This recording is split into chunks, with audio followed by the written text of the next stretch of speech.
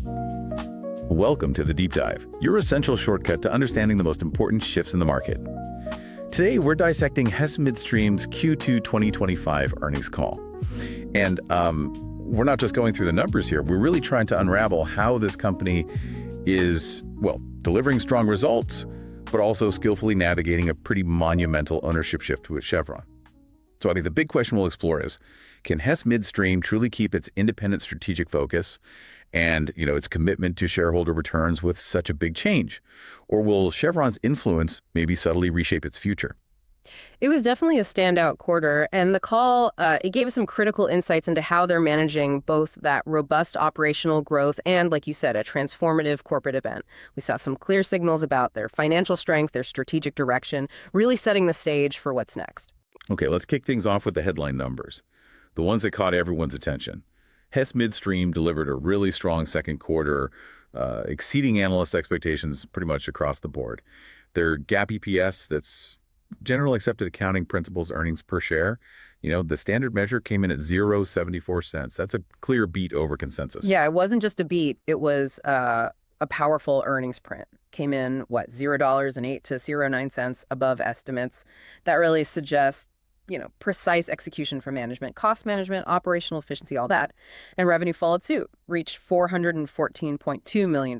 That was $9.1 million above expectations, and represented an impressive 13.3% year-over-year increase. These aren't just small gains. They point to a company really gaining momentum. Operationally, they reported record throughput volumes everywhere, all segments. Gas processing was up 6% quarter-over-quarter. Oil terminaling jumped by 10% quarter-over-quarter and year-over-year. Equally robust. Gas processing up 7%, oil terminaling 9%, and water gathering an impressive 11%. Exactly. And these numbers, they're more than just statistics, right? They reflect, exceptional operational health, consistent execution in their core business. That significant growth in water gathering, for instance, that's a strong indicator of just how much drilling and completion activity is happening in the Bakken. It shows the midstream infrastructure is being fully utilized, expanded effectively, meeting that surging demand, which is crucial for maximizing the value of upstream production. And for those focused on direct shareholder value, the company announced an increased quarterly cash distribution, 0.737 cents per Class A share. That's a quarter-over-quarter bump of 0.0272 town.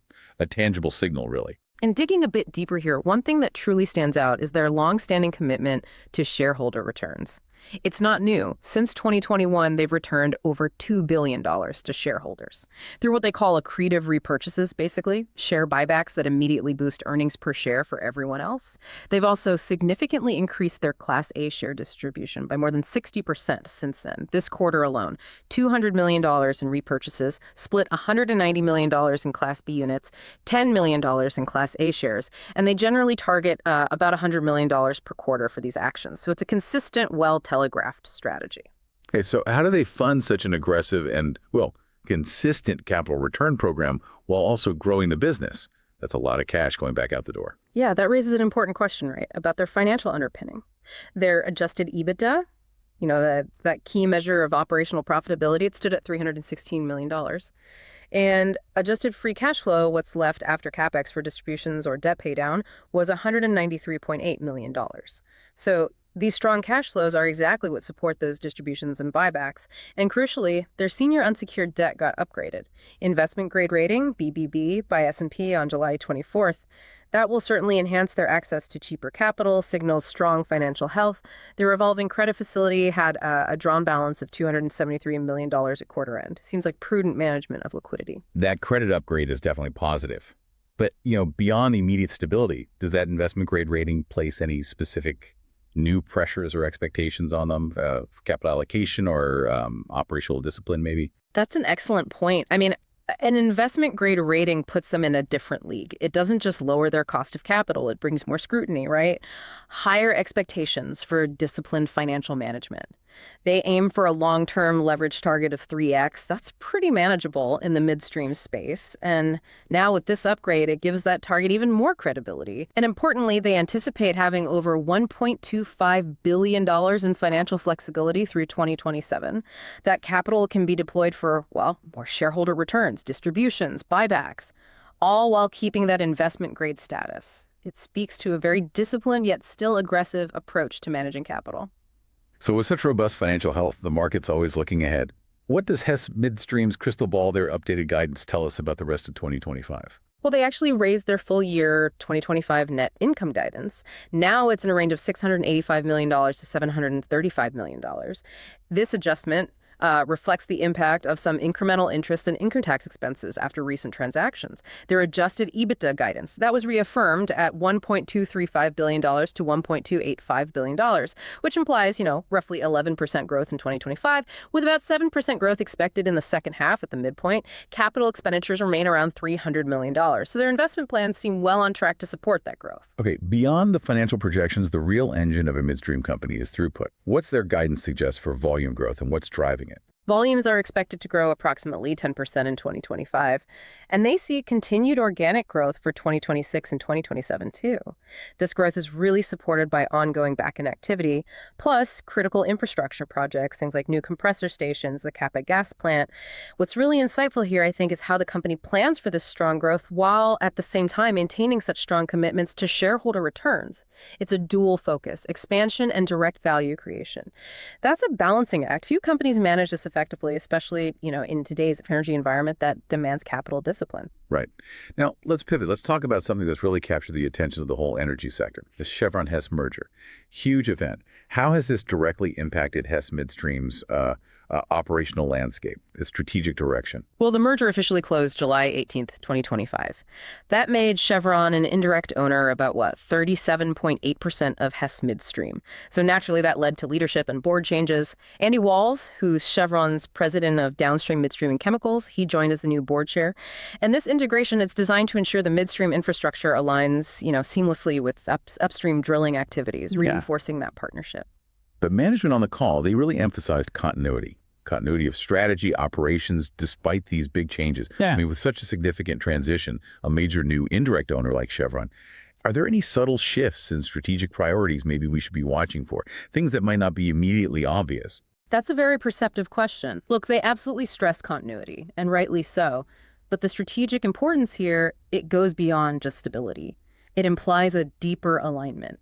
That likely gives Hess Midstream sort of preferential access to Chevron's Bakken development plans, which, virtually guarantees throughput volumes, minimizes market risks. It's a powerful validation of their integrated model.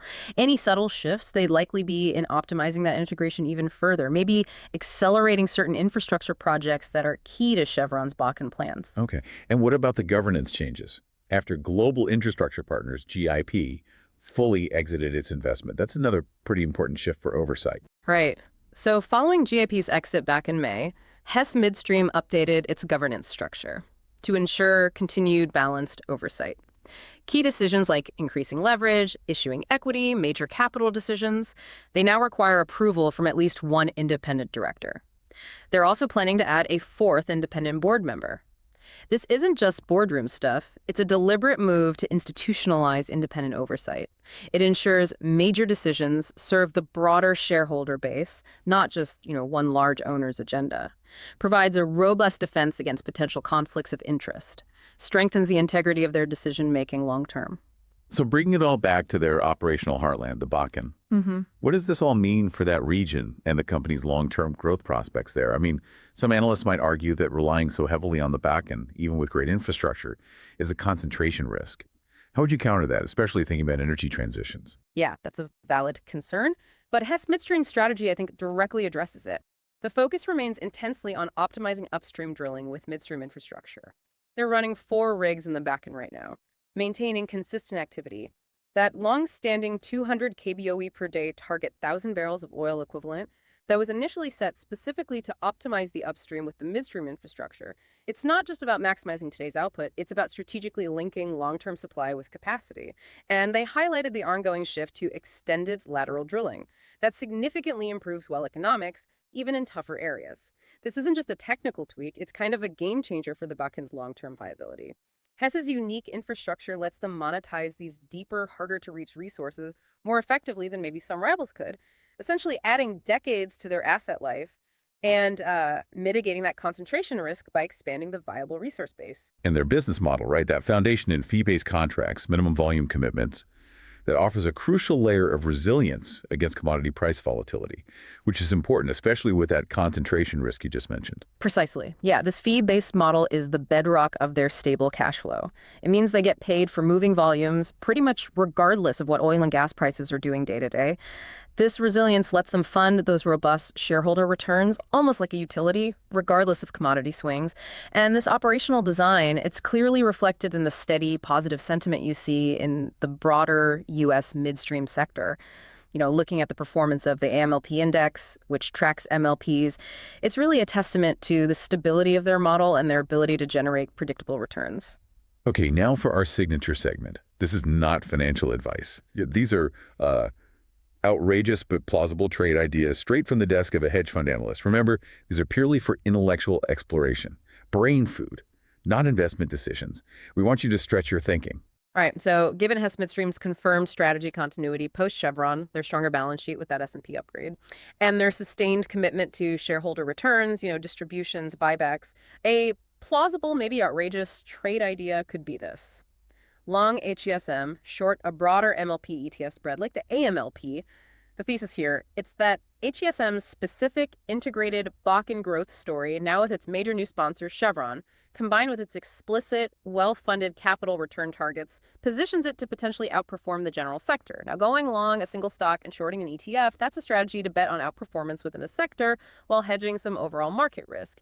And while betting against a diversified sector for just one stock might seem outrageous, the plausible part comes from those clear catalysts.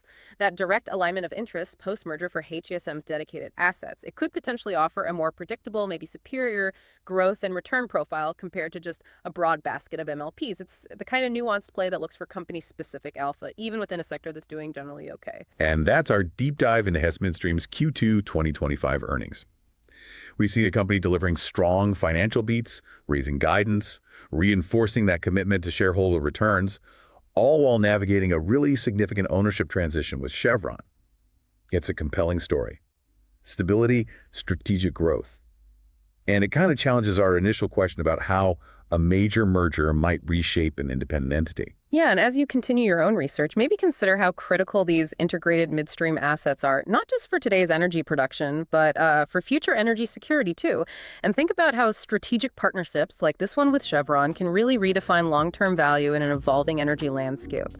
The interplay between upstream and midstream, especially with such a major player involved, it offers a fascinating case study in how these energy infrastructure companies secure their future. Absolutely. Remember, everyone, this information is for educational purposes only. It is not financial advice. We always encourage you to continue your own research, explore the implications of these developments for your own investment thesis. Thank you for joining us on the deep dive, and we look forward to our next deep dive.